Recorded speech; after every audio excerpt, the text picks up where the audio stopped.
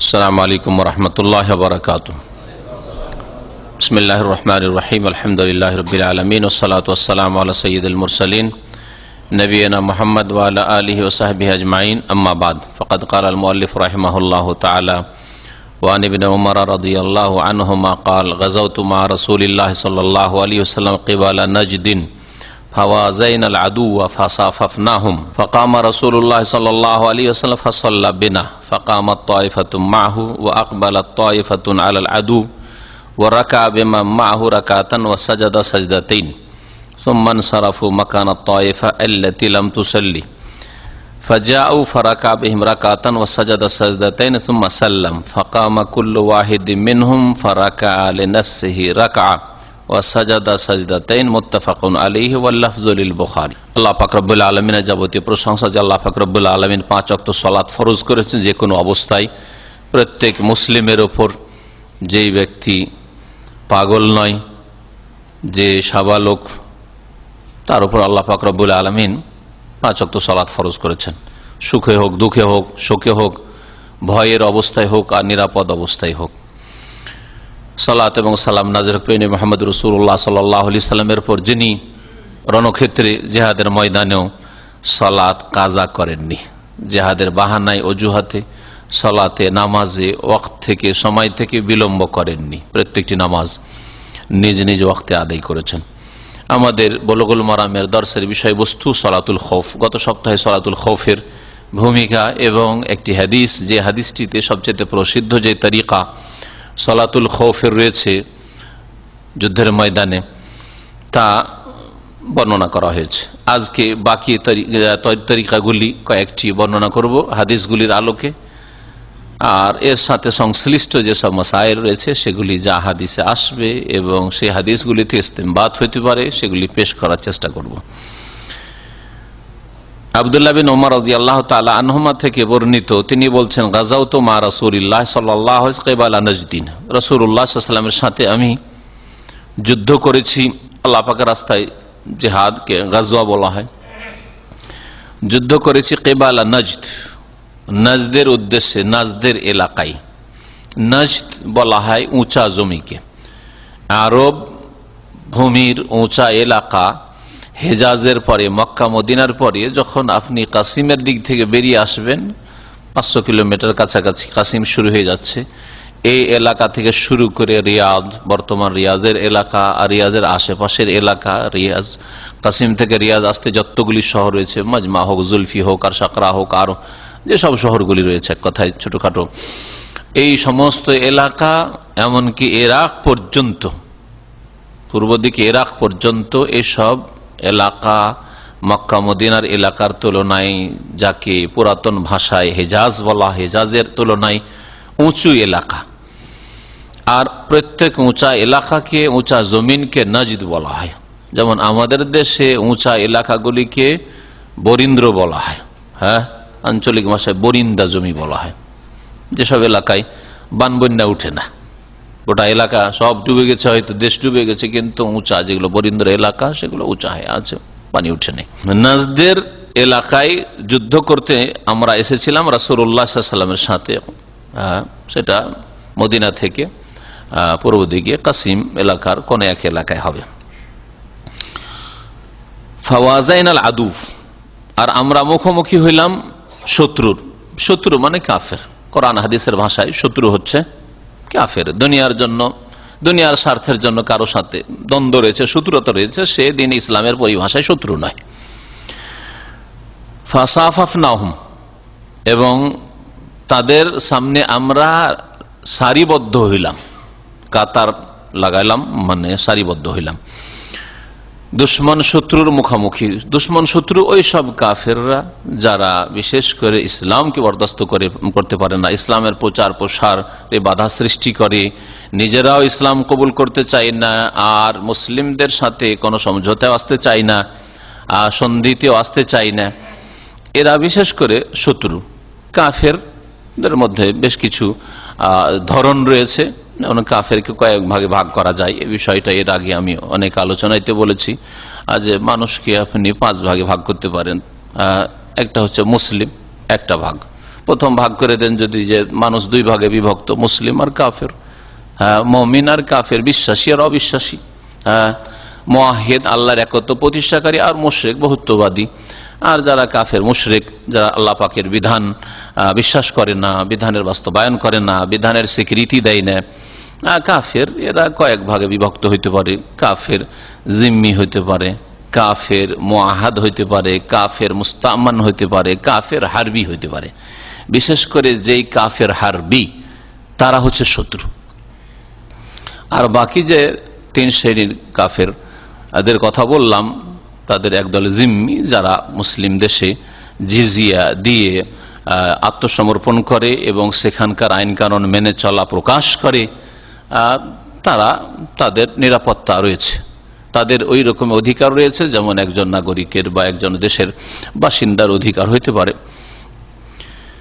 আর তারপরে একদল হচ্ছে মুআহাদ, দেশের বাইরে আছে, মুসলিম দেশের বাইরে রয়েছে, ইসলামিক স্টেটের বাইরে রয়েছে, কিন্তু তাদের সাথে চুক্তি রয়েছে, মুআহাদ, চুক্তিতে আবদ্ধ, চুক্তি যে আমরা তোমাদের ক্ষতি করবো না, তোমরা আমাদের ক্ষতি করবে না, আমরা তোমাদের বিরুদ্ধে ষড়যন্ত্র করবো না, করবে না, আমরা করবো না, তোমরাও করবে না, এই রকমের চুক্তি, মুআহাদ, চুক্তিতে আবদ্ধ। আহাদ মানে চুক্তি। আর একটি দল বললাম মুস্তাআমান, মানে যাদেরকে নিরাপত্তা দেওয়া হয়েছে, আমন দেওয়া হয়েছে, দেশে ভিসা দিয়ে, আজকালকার যেমন মুসলিম দেশে ভিসা দিয়ে দেওয়া হয়েছে, কাজের জন্য হোক আর ভিজিটের জন্য হোক, ট্যুরের জন্য হোক, ভিসা দেওয়া হয়েছে, তাদেরকে নিরাপত্তা দেওয়া হয়েছে। কেউ যদি আশ্রয় গ্রহণ করে নিরাপত্তা চায়, তাহলে আল্লাহ পাক নিরাপত্তা দিতে বলেছেন, ওয়াইন আহাদুম মিনাল মুশরিকিন ইস্তাজারাক ফাআজিরহু হাত্তা ইয়াসমা কালামাল্লাহ সুম্মা আবলিগহু মা'মানহু।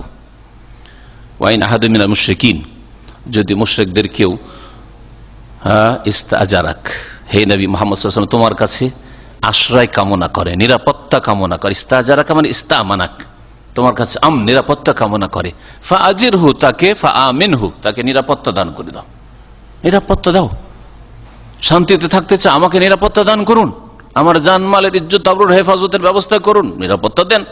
আপনার দেশে আমি আসতে চাই, ভিসা নিয়ে আসতে চাই, যদি আসতে চাই আর আপনার প্রয়োজন রয়েছে, অথবা আপনার অনুমতি দিলে কোনো অসুবিধা নেই, আশঙ্কা নেই, দিতে পারেন।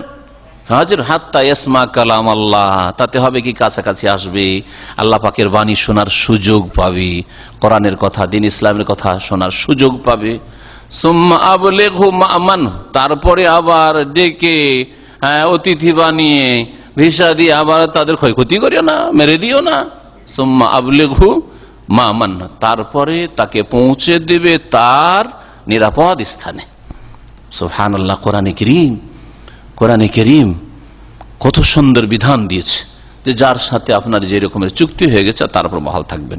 হারবি, যারা যুদ্ধের ঘোষণা, হারব মানে যুদ্ধ, যারা যুদ্ধের ঘোষণা করে রেখেছে, যারা মুসলিমদের বিরুদ্ধে ষড়যন্ত্রে লিপ্ত রয়েছে, ইসলামের দাওয়াত মোটেই বরদাস্ত করতে পারে না, স্বাধীনভাবে কেউ ইসলাম আল্লাহর দ্বীন কবুল করতে চায়, তাতে বাধা সৃষ্টি করে না, দেব না, এরা বিশেষ করে শত্রু হচ্ছে হারবি, যদিও সাধারণ অর্থে সকলে শত্রু, যে কোনো আল্লাহ বিরোধী, আল্লাহর দ্বীন বিরোধী হচ্ছে শত্রু।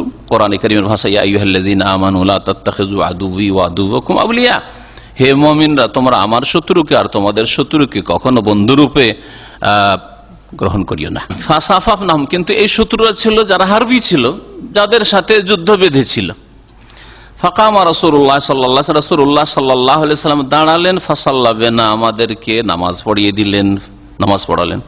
ফাকামা তায়ফাতুম মাহু, এখন যুদ্ধ চলছে, যুদ্ধের জন্য চলছে মানে যুদ্ধের জন্য প্রস্তুত হয়ে রয়েছে কাফেররা, যে কোনো সময় আক্রমণ করে দিতে পারে। এই পরিস্থিতিতে সালাতের সময় হয়ে গেছে, একদল নবী সাল্লাল্লাহু আলাইহি ওয়াসাল্লামের সাথে দাঁড়ালো সাহাবায়ে কেরামদের, ওয়া আকবালাত তায়ফাতুন আলাল আদু, আর আরেক দল শত্রুদের সামনে এসে গেল।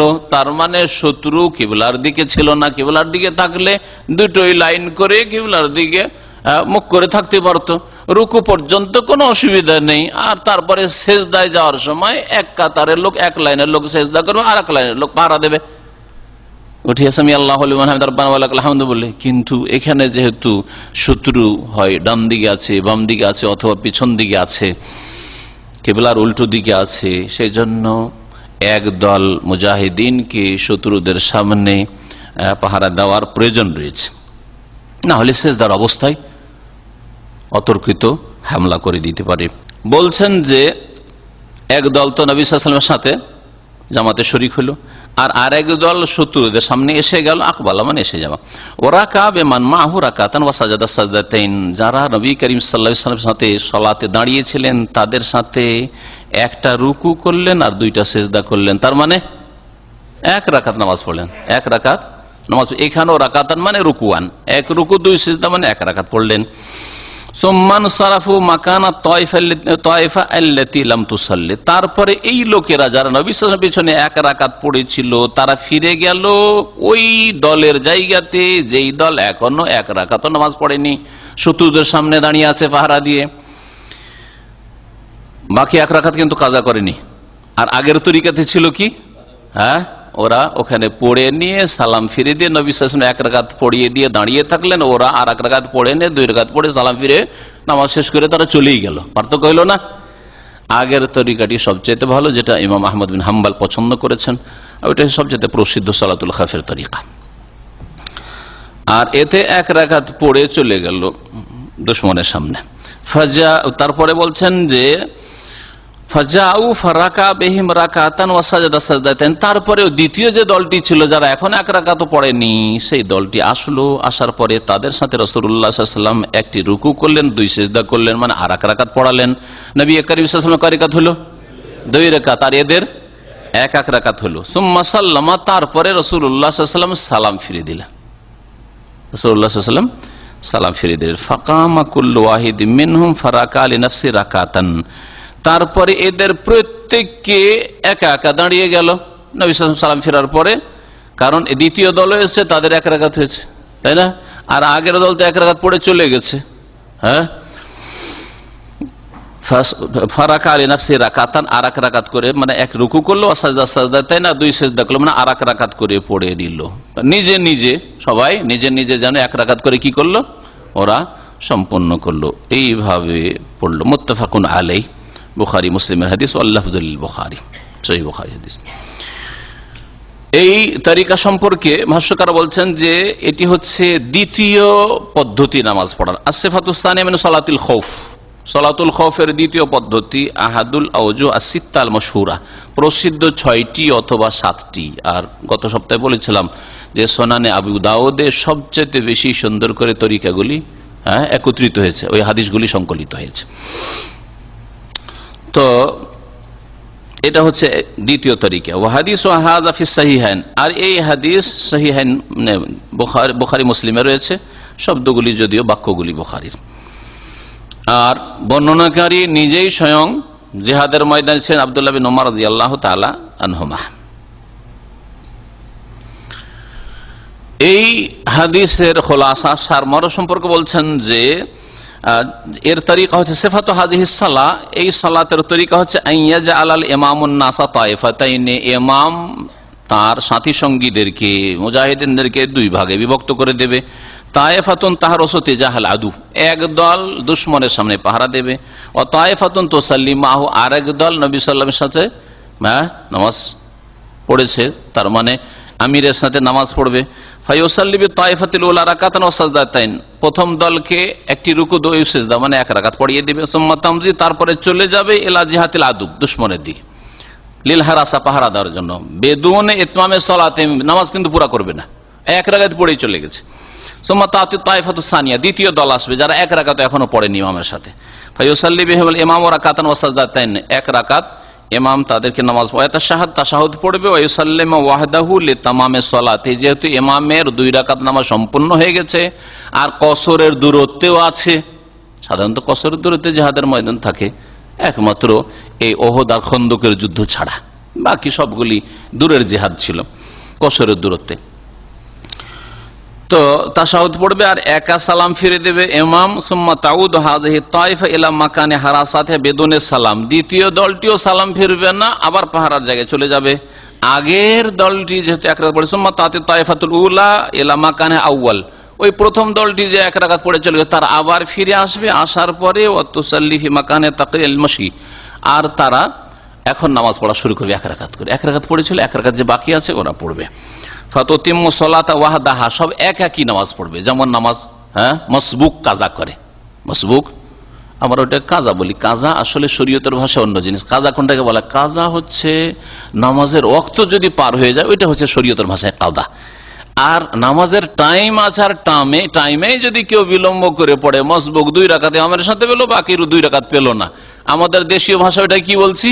2 রাকাত আমি বাকি কাজা করলাম। এটাকে আসলে কাজা, এটা দেশি ভাষায় কাজা, আরবি ভাষায় এটা কাজা বলা, এটাকে আদা বলা হয়। আদাই করলেন আপনি। যদি আপনি মসবুক মানে ইমামের সাথ ধরতে পারেননি, ইমাম থেকে পিছিয়ে যাওয়া লোক, ফজিলত কম পেলেন, নেকি কম পেলেন। আর যদি অবহেলা করে গাফিলতিতে আপনি এরকম মজবুক হন, তো গুনাহগারও হলেন।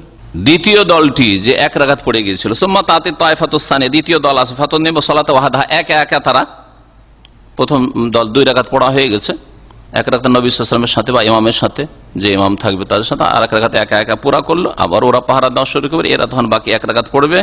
লিআন্নাহুম লাম ইয়াদখুলু মা'আল ইমাম ফি আউয়ালিস সালাত, ইমামের সাথে শুরুতে তারা নামাজে লাগেনি, তো শেষ ইমামের 2য় রাকাত ছিল আর ওদের প্রথম রাকাত ছিল, 1 রাকাত পড়ে গেছে। বাকি আর 1 রাকাত পড়ে তারা একা নামাজ পুরা করে সালাম ফিরবে। এই তরিকাতে বলছেন যে এতে হরকত, নড়া চড়া, যাওয়া আসা, এতে খুব বেশি, কাসীরা, খুব বেশি। ওয়ালাইসা ফিহা তামামুল ইক্তিদা বিল ইমাম, ইমামের সাথে পুরোপুরি ইক্তিদা, অনুসরণ হয় না। ইমাম সালাম ফিরল, এরা কিন্তু সালাম না ফিরিয়ে চলে, 1 রাকাত পড়ে সালাম না ফিরিয়ে চলে গেল, ঠিক না? ফাসিফাতুল উলা আফজালু মিনহা, সেই জন্য প্রথম তরিকা যেটি সালেহ বিন খাওয়াত প্রখ্যাত তাবী সাহাল ইবনে আবি হাতমা রাদিয়াল্লাহু তাআলা আনহু থেকে বর্ণনা করেছেন, ওইটি সবচেয়ে উত্তম। প্রথমটি ইমাম আহমদ রহমতুল্লাহ আলাইহি পছন্দ করেছেন। আর এই যে আব্দুল্লাহ বিন উমর রাদিয়াল্লাহু তাআলা আনহুর সহিহ বুখারী মুসলিমের হাদিস রয়েছে, এটা হানাফি মাযহাবের উলামারা পছন্দ করেছেন। এই তরিকাটি যেটি এখন আমাদের সামনে, এটা হানাফি উলামারা পছন্দ করেছে। আমাদের কাছে সবগুলি জায়েজ, যতগুলি রাসূলুল্লাহ সাল্লাল্লাহু আলাইহি ওয়াসাল্লাম থেকে সহিহ সনদে প্রমাণিত, সবগুলি জায়েজ। জায়েজ তাদের কাছে, শুধু উত্তম আর অনুত্তম কোনটা বেশি উত্তম হবে, কোনটা বেশি পছন্দনীয়, এইটাই শুধু ইখতিলাফ রয়েছে এই বিষয়ে। ওয়ান জাবির রাদিয়াল্লাহু আনহু قال شهدت مع رسول الله صلى الله عليه وسلم صلاة الخوف فصففنا صفين، صف خلف رسول الله صلى الله عليه وسلم والعدو بيننا وبين القبلة، فكبر النبي صلى الله عليه وسلم وكبرنا جميعا، ثم ركع وركعنا جميعا، ثم رفع رأسه من الركوع ورفعنا جميعا، ثم انحدر بالسجود والصف الذي يليه، وقام الصف المؤخر في نهر العدو، فلما قضى السجود قام الصف الذي يليه فذكر الحديث. وفي رواية ثم سجد وسجد معه الصف الأول، فلما قاموا سجد الصف الثاني، ثم تأخر الصف الأول وتقدم الصف الثاني، وذكر مثله. وفي آخره ثم سلم النبي صلى الله عليه وسلم وسلمنا جميعا، رواه مسلم. ولأبي داود عن أبي عياش الزرقي مثله وزاد إنها كانت بعصفان। লম্বা হাদিস জাবের রাদিয়াল্লাহু তাআলা আনহু থেকে বর্ণিত। এটি হচ্ছে তৃতীয় তরিকা সালাতুল খাউফের, জিহাদের ময়দানে নামাজ পড়ার। আর এতে শত্রু কিবলার দিকে রয়েছে, কিবলার দিকে সামনেই শত্রু রয়েছে, তখন কেমন করে নামাজ পড়বেন? জাবের রাদিয়াল্লাহু তাআলা আনহু থেকে বর্ণিত, তিনি বলছেন শাহিদতু মা রাসূলিল্লাহ সাল্লাল্লাহু আলাইহি ওয়াসাল্লাম সালাতুল খাউফ, আমি উপস্থিত হয়েছিলাম রাসূলুল্লাহ সাল্লাল্লাহু আলাইহি ওয়াসাল্লামের সাথে সালাতুল খাউফে, ভয় ভীতির নামাজে। ফাসাফাফনা সাফাইন, আমরা 2 লাইন লাগাইলাম, 2টি কাতার লাগাইলাম। সাফুন খালফা রাসূলিল্লাহ, একটা কাতার, একটা লাইন ছিল রাসূলুল্লাহ সাল্লাল্লাহু আলাইহি ওয়াসাল্লামের পেছনে কাছাকাছি, আর একটি লাইন দ্বিতীয় লাইন ছিল, মানে পাশাপাশি 2 লাইন, যেমন মুসল্লিরা মসজিদে দাঁড়ায় বা যে কোনো যায় নামাজের জন্য দাঁড়ায় 2 কাতার। ওয়াল আদু ওয়া বাইনানা ওয়া বাইনাল কিবলাতি, আর দুশমন আমাদের আর কিবলার মাঝখানে ছিল, মানে কিবলার দিকে ছিল দুশমন। সুবিধা। ফাকাব্বারা নবী সাল্লাল্লাহু আলাইহি ওয়াসাল্লাম ওয়া কাব্বারনা জামিয়ান, তখন নবী সাল্লাল্লাহু আলাইহি ওয়াসাল্লাম তাকবীরে তাহরিম আল্লাহু আকবার নামাজ শুরু করলেন, আমরা সকলেই তাকবীর বললাম। তাহলে 2 লাইন, মুসল্লি মুক্তাদি সকলে একসাথে তাকবীর দেবে আর নামাজ শুরু করবে ইমামের পিছনে। সুম্মা রাকা ওয়া রাকানা জামিয়ান, নবী সাল্লাল্লাহু আলাইহি ওয়াসাল্লাম রুকু করলেন, আমরা সকলেই রুকু করলাম। রুকু পর্যন্ত অসুবিধা নেই, সামনের দিক থেকে যদি আক্রমণ করে আসে তো রুকু করলো, টের পাবেন, বুঝতে পারবেন যে সামনের দিক থেকে আসছে শত্রু, কাছাকাছি আসার আগে সেই সময় নামাজ ছেড়ে দেওয়া জায়েজ হবে শত্রুকে প্রতিহত করার জন্য। সুম্মা রাফা রাসাহু মিনা রুকু, তারপরে রাসূলুল্লাহ সাল্লাল্লাহু আলাইহি ওয়াসাল্লাম নিজ মাথা উঠালেন রুকু থেকে, ওয়া রাফানা জামি, আমরা মাথা উঠাইলাম। সুম্মা নাহাদারা বিস সুজুদ, তারপরে সিজদায় লুটিয়ে পড়লেন, সিজদায় ঝুঁকে পড়লেন। ওয়াসাফুল্লাযী, এখন সেজদায় যদি সবাই পড়ে যান তো মুসিবত হয়ে যেতে পারে। হ্যাঁ, দুশমন আক্রমণ করতে পারে। আর সেই যুগের কাফের মুশরিকদের কমান্ডার খালিদ বিন ওয়ালিদ এই চান্স নিয়েই ছিল যে আরে আমরা শুনেছি যে মুহাম্মদ সাল্লাল্লাহু আলাইহি সাল্লাম আর তার সাথী সঙ্গী মুসলিমদের কাছে সবচেয়ে প্রিয় নামাজ রয়েছে, জীবন চলে গেল এই নামাজ ছাড়বে না, সুতরাং যেমনই তারা সেজদায় যাবে তেমনই আমরা আক্রমণ করে দেব। জোহরের নামাজটা হাত ছাড়া হয়ে গেছিল, পারেনি। আসরের নামাজ তাদের কাছে সবচেয়ে প্রিয় নামাজ, তাদের সলাতুল উস্তা, এই নামাজ কখনো ছাড়বে না। সুতরাং ওরা চান্স নিয়েছিল। নবী সাল্লাল্লাহু আলাইহি ওয়াসাল্লামের কাছে খবর পৌঁছেছে যে ওরা কিন্তু আসরের নামাজে হামলা করবে, এই প্রস্তুতি নিয়ে আছে। নবী করিম সাল্লাল্লাহু আলাইহি ওয়াসাল্লামের জীবনের প্রথম সালাতুল খৌফ শুরু হয় এই যুদ্ধে। উসফান নামক এলাকা, যেটি মক্কাতুল মুকাররমা থেকে 80 কিলোমিটার দূরে। মক্কা থেকে যখন মদিনার রাস্তায় তারিকুল হিজরা বলা হয়, মদিনার যেটা হাইওয়ে, এতে আসবেন তখন 80 কিলোমিটার আসলে উসফান পড়বে। গত কয়েক মাস আগে, 2-3 মাস আগেই ছিলাম জেদ্দায়, যে প্রোগ্রাম 2 দিন আমার ছিল, তাতে একটা বক্তব্য আমার উসফানে হয়েছে। এই উসফানে প্রথম সালাতুল খৌফের বিধান নাজিল হয়। বলছেন যে নবী করিম সাল্লাল্লাহু আলাইহি ওয়াসাল্লাম সেজদায় ঝুঁকে গেলেন, ওয়াসাফুল্লাযী ইয়ালি, আর ওই কাতারের লোক সেজদায় পড়লেন যেই কাতারটা নবী সাল্লাল্লাহু আলাইহি ওয়াসাল্লামের কাছাকাছি ছিল, মানে প্রথম কাতারের লোক। ওয়াকামা সাফুল মুআখার ফি নাহরিল আদু, আর পেছনের কাতারের লোকগুলি দুশমনের সামনে দাঁড়িয়ে থাকলো। হ্যাঁ, পাহারা দিতে থাকবে, রুকু থেকে উঠে দাঁড়িয়ে থাকবে, কিবলামুখী, সামনে দুশমন আছে। আর আমাদের দিনী ভাইরা, মুসলিম ভাইরা সামনে প্রথম কাতারে সেজদা করছে, এদের উপর যাতে করে হামলা না হয় প্রস্তুত হয়ে আছে। অস্ত্র, হ্যাঁ, অস্ত্র শরীরে নিয়ে থাকবে, অস্ত্র হাতে নিয়ে থাকবে, এই অবস্থায় নামাজ পড়বে, শরীরে বর্ম থাকবে, এইভাবে নামাজ আদায় করবে। ফালাম্মা কাজা সুজুদ, যখন সেজদা সম্পূর্ণ হলো, কামা সাফুল্লাযী ইয়ালি, ওই কাতারের লোকগুলো দাঁড়িয়ে গেল যেটা নবী করিম সাল্লাল্লাহু আলাইহি সাল্লামের সাথেই ছিল, সংলগ্ন ছিল, মানে প্রথম কাতারের লোক। ফাযাকার আল হাদিস, মানে ইখতাসার আল হাদিস, হাদিসটাকে সংক্ষেপ করে দিল। তো তারপরে বলছেন আর একটা বর্ণনা, যেহেতু অতিরিক্ত কিছু কথা রয়েছে আর সেটা দিয়ে আসল বিষয়টা কমপ্লিট হবে তরিকাটা, বলছেন সুম্মা সাজাদা ওয়া সাজাদা মাহু সাফুল আউয়াল। এই হাদিসে রয়েছে নবী সাল্লাল্লাহু আলাইহি ওয়াসাল্লাম সেজদা পড়লেন আর প্রথম কাতার লোক সেজদা করলেন। ফালাম্মা কামো, যখন এরা দাঁড়িয়ে গেল, সাজাদা সাফুস সানি, দ্বিতীয় কাতারের লোক এখন সেজদায় গেল। প্রথম লাইন দাঁড়িয়ে এখন সেজদা করার পরে আর দ্বিতীয় লাইনের লোকেরা সেজদায় পড়লো। সুম্মা তাআখারা সাফুল আউয়াল, তারপরে যাতে করে ন্যায় নীতি অবলম্বন করা হয় আর প্রথম কাতারের লোকই শুধু ফজিলত নিয়ে গেল এইটা না হয়, এই জন্য প্রথম কাতারের লোকগুলি পিছন দিকে দ্বিতীয় কাতারে চলে আসলো। এক রাকাত নবী সাল্লাল্লাহু আলাইহি ওয়াসাল্লামের পাশাপাশি পড়লে দ্বিতীয় রাকাত পিছনে চলে আসো তোমরা, এরাকে এখন আগের কাতারে আসতে দাও। বলছেন সুম্মা তাআখারা সাফুল আউয়াল, প্রথম কাতারের লোকেরা পেছনে চলে আসলো। ওয়া তাকাদ্দামা সাফু সানি, দ্বিতীয় কাতারের লোকেরা আগে বেড়ে গেল। ওয়া যাকারা মিসলাহু, এইভাবে বর্ণনা করেছেন। ওয়া ফি আখিরি, শেষখানে রয়েছে যখন দুই রাকাত পড়া হয়ে গেল, সুম্মা সাল্লামান নবী সাল্লাল্লাহু আলাইহি ওয়াসাল্লাম, নবী সাল্লাল্লাহু আলাইহি ওয়াসাল্লাম সালাম ফিরলেন। ওয়া সাল্লামনা জামিয়ান, আমরা সকলেই সালাম ফিরলাম। নবী সাল্লাল্লাহু আলাইহি ওয়াসাল্লামের 2 রাকাত হলো, সাহাবীদের কয় রাকাত হলো? 2 রাকাতই হলো, একসাথে নামাজ পড়ছে তো। হ্যাঁ, শুধু সেজদায় যাওয়ার সময় আগে আর পরে করে, হ্যাঁ, আগের কাতার আগে, পরের কাতার পরে, এইভাবে। রাওয়াহু মুসলিম, হাদিস সহিহ মুসলিমের। ওয়ালি আবু দাউদ আবু আইয়াস জোরাকি থেকে এইরকমই বর্ণনা করা হয়েছে। আর ওতে অতিরিক্ত একটা বাক্য রয়েছে, তাতে বর্ণনা করা হয়েছে যে এই ঘটনাটি কোথাকার ছিল। ওয়াজাদা ইন্নাহা কানাত বিউসফান, এই ঘটনাটি ঘটেছিল এই সালাতুল খৌফের উসফান নামক স্থানে। আর এটা ছিল ষষ্ঠ হিজরির ঘটনা। ষষ্ঠ হিজরিতে কি হয়েছিল? নবী সাল্লাল্লাহু আলাইহি ওয়াসাল্লামের হিজরতের পরে প্রত্যেক বছরে কিছু না কিছু একটা বড় কিছু ঘটেছে। হ্যাঁ, বিশেষ করে জিহাদগুলি দ্বিতীয় হিজরি থেকে শুরু হয়ে, দ্বিতীয় হিজরিতে বদর হইল, তাই না? তৃতীয় হিজরিতে উহুদের যুদ্ধ, হ্যাঁ, চতুর্থ হিজরিতে এমন কিছু ঘটেনি। তবে কাফেররা যখন ক্ষয়ক্ষতি করতে পারলো উহুদে মুসলিমদের, তখন তাদের সাহসটা বেড়ে গেল। সাহস যখন বেড়ে গেল, আবু সুফিয়ান তখন রাদিয়াল্লাহু আনহু কুফরি অবস্থায় ছিল, খালিদ বিন ওয়ালিদ কুফরি অবস্থায়, আবু সুফিয়ান নেতৃত্ব দিচ্ছিল, আর প্রধান সেনাপতি খালিদ বিন ওয়ালিদ। এরা ঘোষণা করে গেল, হ্যাঁ ইয়াউমুন বিয়াউমিন, তোমাদের প্রতিশোধ নিতে পেরেছি, কিন্তু জায়গা যেহেতু পরিবর্তন, বদরে প্রতিশোধ নিতে পারেন, আগামী বছর বদরে প্রতিশোধ নেব।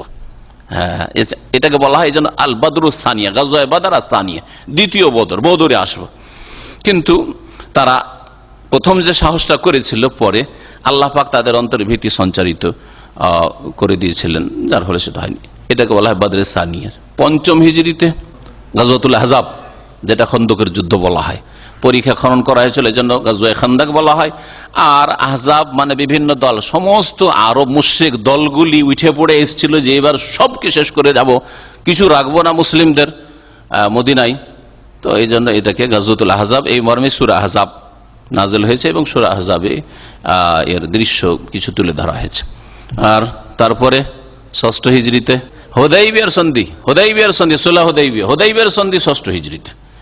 এই হুদাইবিয়ার সফর যখন এই উসফানে পৌঁছে, ওখান থেকে তখন নবী করিম সাল্লাল্লাহু আলাইহি ওয়াসাল্লাম রাস্তা বদলে দিয়ে হুদাইবিয়ায় পৌঁছে গেলেন, যে কাফেররা যেহেতু টের পেয়ে গেছে যে আমরা চলে এসেছি, আমরা রাস্তা পরিবর্তন করি।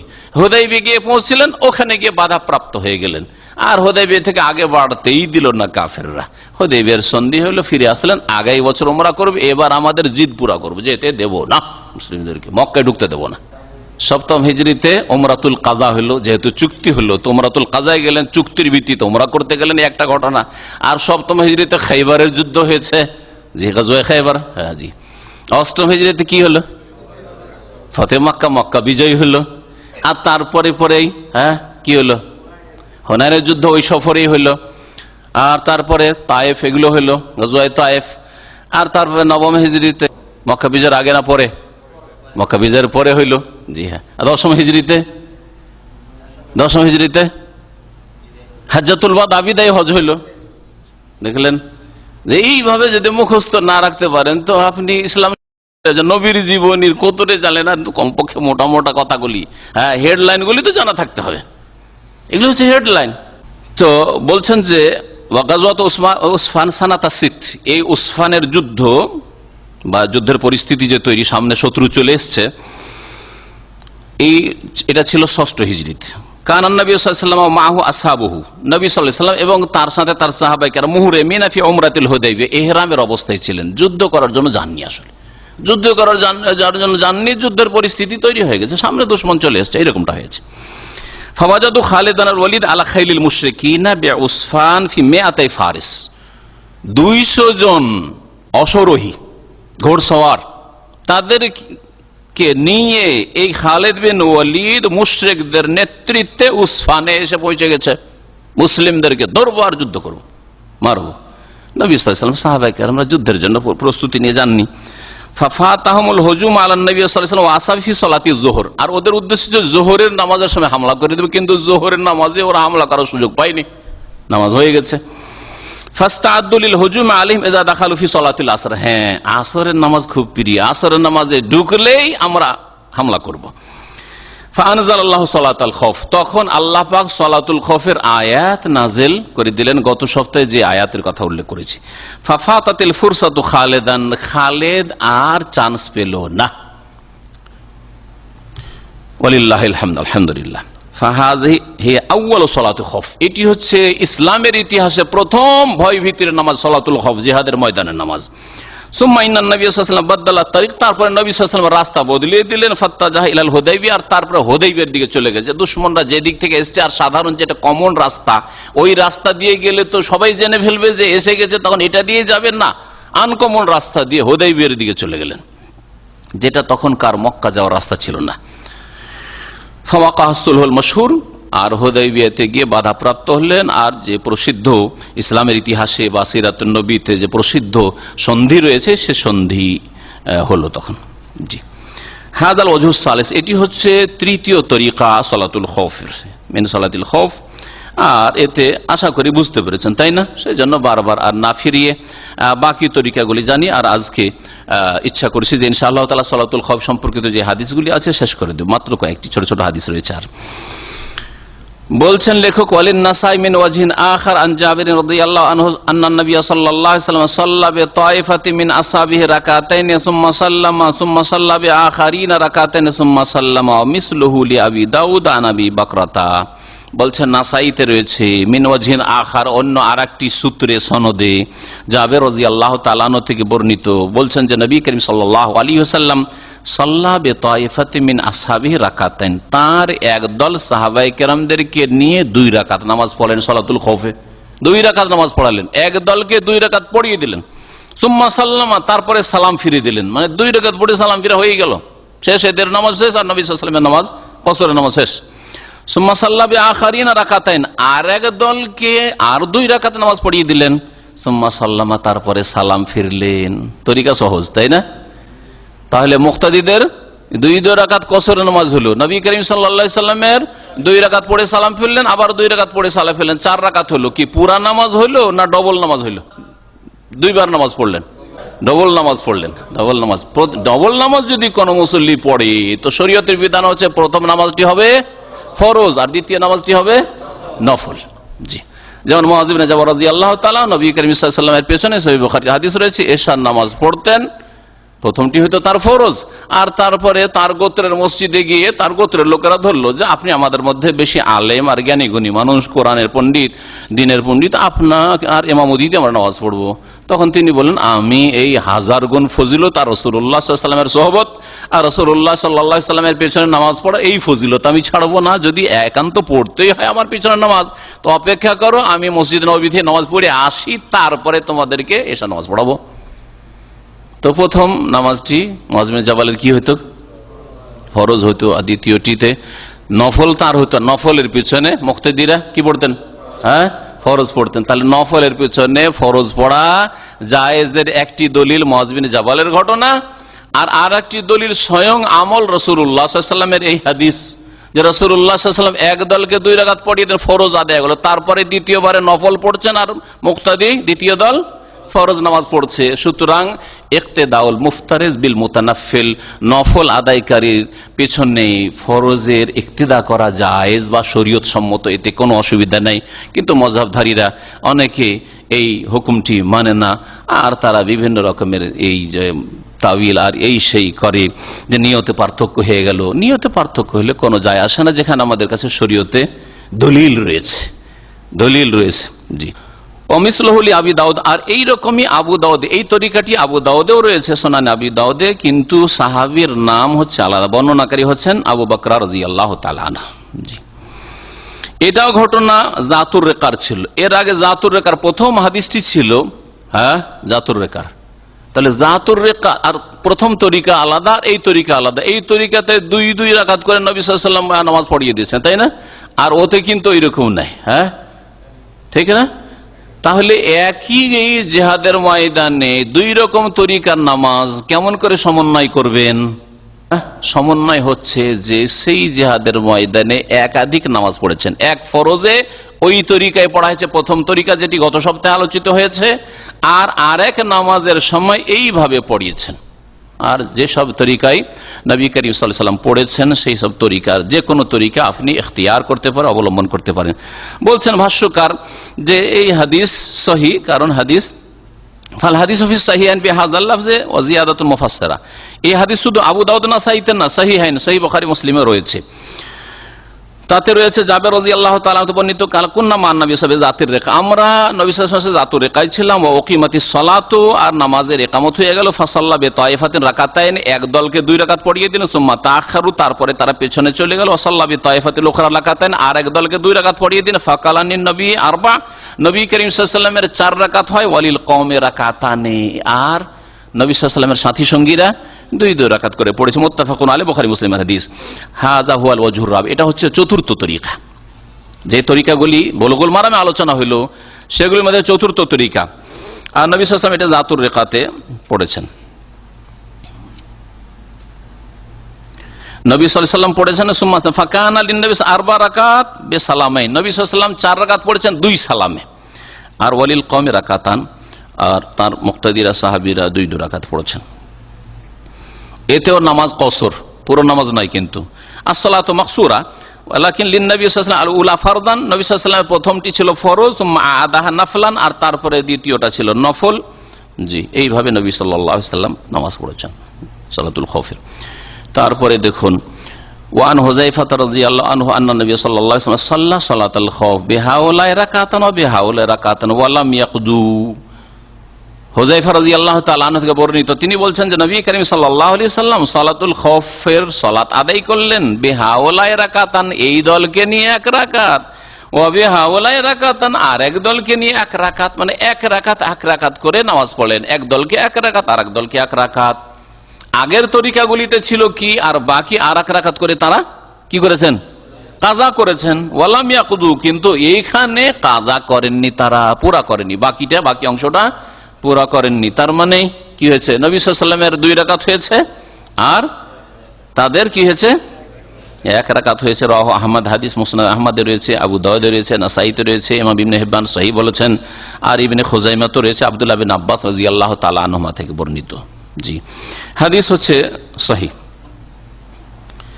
ফাহাযিহিল আহাদিস তাদুল্লু আলা আন্না মিন সালাতিল খৌফি আল ইখতিসারু আলা রাকাতিন লিকুল্লি তাইফা। এই হাদিস প্রমাণ করে যে সালাতুল খৌফে 1 রাকাতে ক্ষান্ত করা বৈধ, 1 রাকাতে ক্ষান্ত করা বৈধ। যেখানে হাদিস সহিহ, তাহলে এই হাদিস থেকে ইস্তেমবাত হয় যে মাসলা, সেটা হচ্ছে যে সালাতুল খৌফে যদি এরকম হয় তাহলে 1 রাকাতও যদি পড়ে নাই তাহলে ফরজ আদায় হয়ে যাবে। বিষয়টা ইখতিলাফ। একদল বলছেন না, সংখ্যা কমানো যাবে না।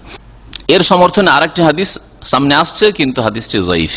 ওয়ান ইবনে উমর রাদিয়াল্লাহু আনহুমা ক্বালা রাসূলুল্লাহ সাল্লাল্লাহু আলাইহি ওয়াসাল্লাম সালাতুল খাউফি রাকাতুন আলা আইয়ি ওয়াজহিন কানা। আব্দুল্লাহ বিন উমর রাদিয়াল্লাহু আনহুমা থেকে বর্ণিত, তিনি বলছেন রাসূলুল্লাহ সাল্লাল্লাহু আলাইহি ওয়াসাল্লাম বলেছেন, সালাতুল খাউফ, ভয় ভীতির সালাত হচ্ছে, নামাজ হচ্ছে, রাকা, 1 রাকাত, মানে 1 রাকাতই ফরজ। আলা আইয়ি ওয়াজহিন কানা, যে কোনো তরিকাতে হোক না কেন, যে কোনো নিয়ম পদ্ধতিতে 1 রাকাত যদি আদায় করে দেয় তাহলে ফরজ কাঁধ থেকে নেমে গেল।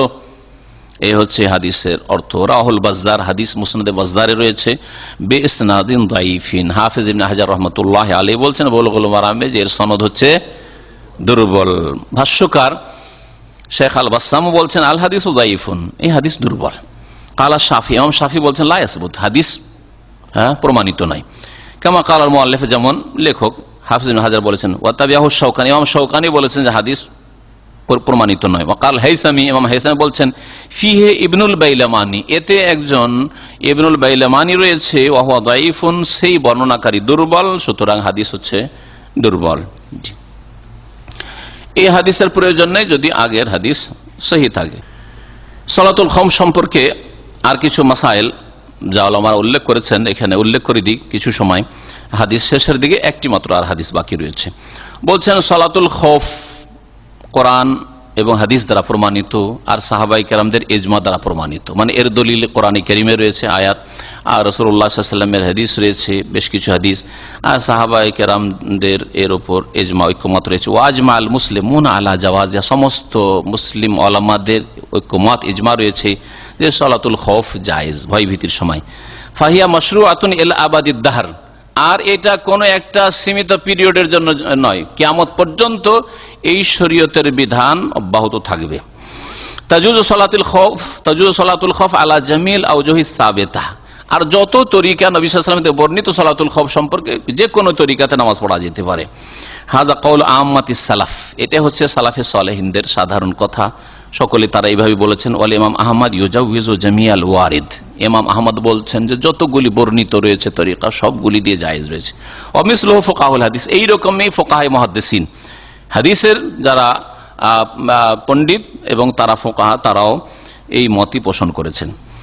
ইমাম ইবনুল কাইয়িম রাহমাতুল্লাহ আলাইহি বলছেন সাহাত সালাতুল খৌফ আনিন নবী সাল্লাল্লাহু আলাইহি ওয়াসাল্লাম ফি আরবাতি মাওয়াজি, নবী সাল্লাল্লাহু আলাইহি ওয়াসাল্লাম থেকে সহিহ সূত্রে প্রমাণিত যে নবী সাল্লাল্লাহু আলাইহি ওয়াসাল্লাম 4টি স্থানে সালাতুল খৌফ পড়েছেন।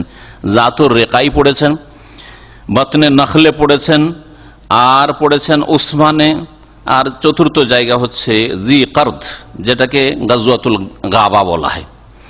এই 4টি জায়গায় নবী করিম সাল্লাল্লাহু আলাইহি ওয়াসাল্লাম থেকে সালাতুল খৌফ পড়া প্রমাণিত। এর মধ্যে প্রথম সালাতুল খৌফের বিধান নাজিল হয় কোথায়? উসফানে, জি, মক্কার কাছাকাছি। আর একটি তরিকা শুনে নেন, যখন যুদ্ধ কোন রকম বন্ধ হচ্ছে না, চলতি আছে, জোহরের সময় সুযোগ পায়, যুদ্ধ চলতে আছে, আসরের সময় চলে যাচ্ছে, যুদ্ধ চলতে আছে, মাগরিব হয়ে যাবে, মনে হচ্ছে যুদ্ধই বন্ধ হবে না, তাহলে কি করবেন? এতগুলি যে তরিকা আসলে সবগুলিতে দুশ্মন হয় পেছনে আছে, ডানে আছে, বামে আছে, না হয় কিবলার দিকে সামনে আছে, তাই না? কিন্তু এখনো যুদ্ধ শুরু হয়নি, যুদ্ধ শুরু হয়নি, আশঙ্কা আছে যে আক্রমণ করে দিতে পারে, কিন্তু যুদ্ধ চলছে, অস্ত্র চলছে, ওই অবস্থায় কি করবেন?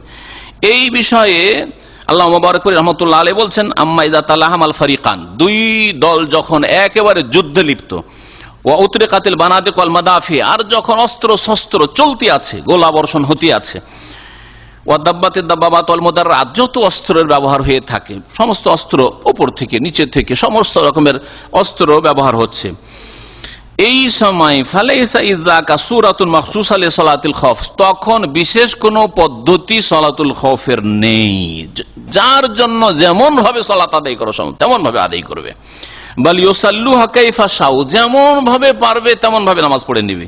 জামাত করতে পারে জামাত করবে, ওহদানান, আর যদি জামাত করতে না পারে, যুদ্ধ চলছে, অস্ত্র চলছে, আর তার সাথে সাথে নামাজও আদায় করছে, যদি মাথায় ইশারা করতে পারে ইশারা করবে, আর না হলে চোখের ইশারায় নামাজ পড়বে। কিয়ামান, দাঁড়িয়ে হয়, দাঁড়াইতে পারে না যে স্থির হয়ে দাঁড়াবে, চলতে আছে, সামনে বাড়ছে, পিছনে হটছে, সামনে চলছে, এই রকম মুসাতান, চলমান অবস্থায় সালাত আদায়, আর রুকবানান, অথবা সওয়ার হয়ে আছে কোনো কিছুর উপর, তখনকার যুগে ঘোড়ার উপর সওয়ার হয়ে আছে, উটের পিঠে সওয়ার হয়ে আছে, এখনকার যুগে যে কোনো কিছু, প্লেনে সওয়ার হয়ে আছে, যুদ্ধ জাহাজে অথবা শিপে আছে, না হয় আর কিছু ট্যাঙ্কে, যা কিছুতে থাক না কেন, যে কোনো অবস্থায় থাক, সালাত আদায় করতে হবে। তাহলে সালাতের কত গুরুত্ব চিন্তা করে না, কিন্তু আজকালকার মুসলিমদের কাছে ঘুমের সামনে, ফজরের মিষ্টি ঘুমের সামনে সালাতের তেমন কোনো মূল্য নেই।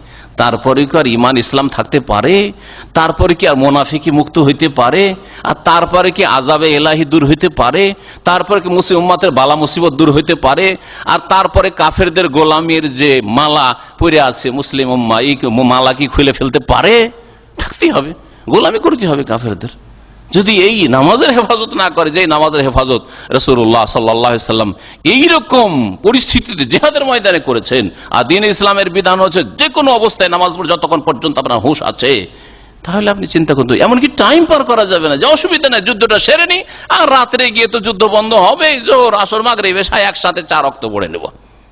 আর আমাদের দেশের এক শ্রেণীর মানুষরা হাটে যায়, হাট করে আসে, জোহর গেল, আসর গেল, মাগরিব গেছে, এশা গেছে, রাত 9টা 10টায় হাট থেকে এসে, আর তাও কুরবানির গরু কিনতে গেছে, নেকি সওয়াবের কাছে গেছে, কুরবানির খাসি কিনতে গেছে, এই মৌসুমে কোরবানি কাছে আসছে, হ্যাঁ, কোরবানির গরু আর খাসি কিনতে গেছে, আর আসার পরে ভদ্রলোক জোহর আসর মাগরিব এশা এত কিসের নামাজ? ভাই আজকে গেছিলাম গরু কিনতে কুরবানি, আর নামাজ পড়ার টাইম পাইনি। লা হাওলা ওয়ালা কুওয়াতা ইল্লা বিল্লাহ। হয় জাহেল আর না হলে মুনাফিক, দুটোর একটা, মূর্খ, দিন জানে না, আর না হলে জেনে শুনে যদি এরকম করে তো অবশ্যই তার অন্তরে নেফাক রয়েছে।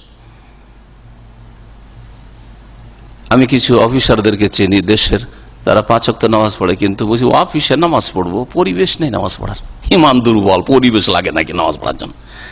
যুদ্ধের ময়দানে পরিবেশ আছে, রাসূলুল্লাহ সাল্লাল্লাহু আলাইহি ওয়াসাল্লামের সাহাবায়ে কেরামদের, এদের অফিসে যেহেতু হিন্দুদের পাশে আসে অথবা খ্রিস্টানদের ইহুদিদের পাশে একসাথে অফিস করছে, সেজন্য ওখানে পরিবেশ নেই নামাজ পড়ার। আউযুবিল্লাহ, পরিবেশ নেই। আর স্টেশন, রেল স্টেশন আবার পরিবেশ আছে নামাজ পড়ার, এইরকম ধারণা। আর বাস স্ট্যান্ডে কেমন করে নামাজ পড়বো, আর এয়ারপোর্টে কেমন করে নামাজ পড়বো, প্লেনে কেমন করে নামাজ পড়বো, এইরকম যদি চিন্তাধারা থাকে তো নামাজ এবার কিসের? নামাজের যখন পরিস্থিতি লাগে, জিহাদের ময়দানে নামাজ পড়ছেন, আর আপনার এই পরিস্থিতি হয় না, এই সব জায়গায় নামাজ পড়তে পারেন না অফিসে? আমি সেই অফিসারদের অনেককে দেখেছি রাত্রে অনেক লম্বা নামাজ পড়ছে, আমাদের এশার নামাজ পড়া হয়ে গেছে, ছাত্র জীবনে দেখতাম এরকম কিছু অফিসারদেরকে। জোহর পড়লো, আসর, মাগরিব, এশা, এত লম্বা নামাজ। আমি কি রে, এখনই তাহাজ্জুদ পড়ছে রাত 10টায় নাকি? রাত 10টাতে 9টায় তাহাজ্জুদ পড়ছে নাকি? আর মসজিদ আবার তাহাজ্জুদ। তো জিজ্ঞেস করলাম কি ব্যাপার, নামাজ কিসের এত লম্বা নামাজ পড়ছেন? বলছে আমি অফিস করি, আর অফিসে জোহরও পড়তে পারি না, আসরও পড়তে পারি না, মাগরিব এশা সব একটানে একসাথে, 4 ওয়াক্ত একসাথে। নামাজ কবুল হবে নাকি? কখন নামাজ কবুল হবে? ভারত খুব বড় দেশ, ট্রেনে সফর করে কলকাতা থেকে, বা যদি আসাম থেকে বিশেষ করে শুরু করে বোম্বাই সফর করে তো 60 ঘন্টার সফর, 60 ঘন্টা। অধিকাংশ মুসলিম যারা নামাজিও, মাদ্রাসার ছাত্র, তাদের সম্পর্কে এইরকম জানি যে এরা এই 2 দিন 3 দিন 50 ঘন্টা 60 ঘন্টার ট্রেনে সফর করে নামাজ পড়ে না, করে কি না দের বিরল আপনাকে নামাজই পাবেন, আপনি ট্রেনে এই লম্বা জার্নিতে নামাজ পড়বে এরকম লোক পাবেন, নামাজ পড়ে না। কি করে আসার পরে মাদ্রাসা এসে মাদ্রাসার ছাত্র ওই প্রত্যেক জোহরের সাথে ডবল জোহর, ওই অমরি কাজা, বিদাতিদের অমরি কাজার মতো ডবল জোহর ডবল আসর ডবল 2 দিন ধরে ওর চলছে। কিসের এত নামাজ? বলছে যে ওই যে রাস্তাতে আসলাম 50 ঘন্টা 40 ঘন্টা, আমি কলকাতা থেকে অথবা আসাম গুয়াহাটি থেকে দিল্লি সফর করে আসলাম, নামাজ একক তো বড়ি নাই, তুই সব নামাজ ডবল নামাজ পড়ছে, নামাজ কবুল হবে? খেল তামাশা, কখনো নামাজ কবুল হবে না। ওই জাহেল মূর্খ, দিন ইসলাম আর নামাজের বিধিবিধান জানে না, জামাতের গুরুত্ব জানে না, আর না হইলে অন্তরে নেফাক রয়েছে, ইমানের কমজোরি রয়েছে। আল্লাহ যেন হিদায়াত দান করেন। এইরকমই বলছেন যে মিসলু আল খায়েফ আল হারেব মিন আদু, ধরেন বিপর্যয়, হেরে যাচ্ছেন জিহাদের ময়দানে আর পলাতক অবস্থা, পালাচ্ছেন, জান নিয়ে পালাতে, কোন রকম বাঁচা, নিজেকে বাঁচতে হবে, পালাচ্ছেন আর নামাজে রক্ত চলে যাচ্ছে, কি করবেন? ওই পালাইতে বাড়িতে নামাজ পড়তে হবে। বলছেন যে যেই ব্যক্তি ভয়ে ভীত, আল হারেব মিন আদু, আর দুশ্মনের ভয়ে পালাচ্ছে, অথবা এইরকম আরেকটি মাসলা রয়েছে যে কেউ আরাফার দিন এমন ভিড়ে পড়েছে আরাফার মাঠে ঢুকতে পারে না, বা আসছে যে কোন রকম করে আরাফাটা ধরেনি, আশেপাশের লোক এরকম হজ করে, মক্কার লোক হজ করে, এরকম জেদ্দার লোক, তাইফের লোক, আশেপাশের লোকগুলি অনেকে এরকম হজ করে, আগেও করেছে, এখনো হয়তো করে। এখন তো বাস টাসের হয়তো বা গাড়িতে আসছে, এরকম গাড়ি জামে পড়েছে, কিন্তু আগের যুগে তো আর জামের ব্যাপার সবার না, হেঁটে আসছে। কিন্তু এখন দেখছে যদি আমি নামাজ পড়ি তাহলে সূর্য ডুবে যাবে, বা সূর্য ডুবলেও তো আরাফার ওয়াজিব টাইম শেষ হয়ে যায়, কিন্তু তারপর তার চলবে। সূর্য ডুবিয়ে দিয়ে বেরোতে, সূর্য ডুবানো ওয়াজিব, দিনে থাকেন অথবা রাতে থাকেন, সহি বিধান। রাতেও যদি থাকেন না, ও দেখতে পাচ্ছে যে আমি কোন রকম করে আরাফায় যেতে যেতে যদি আমি এখানে রাস্তায় নামাজ পড়ি, এশার নামাজ পড়ি, তাহলে কি হবে? ফজর হয়ে যাবে। আর ফজর হয়ে গেলে আরাফায় অবস্থানের কমের পক্ষে যেটুকু টাইমের প্রয়োজন ছিল, যে 1 2 মিনিট কমপক্ষে আরাফাতে ঢুকে যাও ফজর আগে, সেটাও পাবো না, তাহলে হজ হলো না। আল হাজ্জু আরাফা, আল হাজ্জু আরাফা, হজ হচ্ছে আরাফার নাম। তো এইরকম যদি পরিস্থিতি থাকে, এগুলি হচ্ছে কেমন এমার্জেন্সি অবস্থা, তাই না? যা আমাকে এত কষ্ট করে এসছি আর এই 10 মিনিট 5 মিনিটের জন্য হজটা পাবো না, এইরকমও যদি থাকে, তাহলে কি করতে হবে? হাঁটতে থাকুক, আরাফার উদ্দেশ্যে হাঁটছে, দৌড় দিচ্ছে, নামাজ পড়ছে। দুশ্মন থেকে জান বাঁচাবার জন্য পালাচ্ছে আর নামাজ পড়ছে, এইরকম নামাজ আদায় করতে। ফাইন্দ বলছেন যে এইভাবে কালা শেখ এজালাম ইয়াবকা মিন ওয়াক্তিল ওকুফ ইল্লা মিকদারা যিহাবিহি, শুধু এতটুকু টাইম আছে যে কোন রকম এই টাইমটা কন্টিনিউ যদি চলতে থাকে, দৌড়তে থাকে, আরাফায় গিয়ে ঢুকতে পারবে। ফাইন্না ইউসাল্লিহা সালাতা খায়েফিন, তাহলে সালাতুল খাউফের মতো হাঁটবে, দৌড়বে আর নামাজ পড়বে। ও মাসিন, হাঁটতে হাঁটতে নামাজ পড়বে। আর রাকিবিন, অথবা বাহনে চড়ে আছে আর ওই অবস্থায় নামাজ পড়বে। আল্লাহ পাক রব্বুল আলামিন সালাতুল খাউফের অবস্থায় অস্ত্র নামিয়ে রাখতে, শরীর থেকে সরিয়ে রাখতে নিষেধ করেছেন। আল্লাহ বলছেন ওয়ালিয়াখুযু আসলিহাতাহুম। ওই আয়াত, সালাতুল খাউফের আয়াতের একটা অংশ হচ্ছে যে তারা যেন নিজের আসলেহা, অস্ত্র শস্ত্রগুলি নিজে ধারণ করে থাকে, আপনার হাতে নাগালে থাকে, হাতে থাকে, শরীরে থাকে, হ্যাঁ, যে কোনো সময় আপনি নিয়ে প্রস্তুত হইতে পারবেন, 1 মিনিটও লাগবে না, 10-20 সেকেন্ডের মধ্যে আপনি প্রস্তুত করে দিতে পারবেন। এইরকম প্রস্তুতি নিয়ে জিহাদের ময়দানের সালাত আদায় করতে হবে।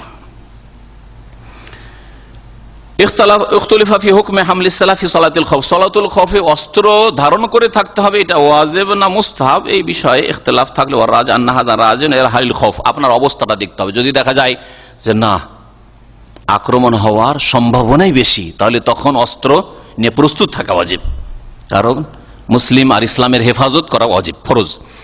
আর যদি দেখা যায় যে না, এত সম্ভাবনা নেই, হয়তো 10% সম্ভাবনা আছে, 90% সম্ভাবনা নাই, তাহলে তখন অস্ত্র আপনি নামিয়ে রেখে নামাজ পড়তে পারেন, কিন্তু উত্তম হচ্ছে অস্ত্র রাখার সাথে।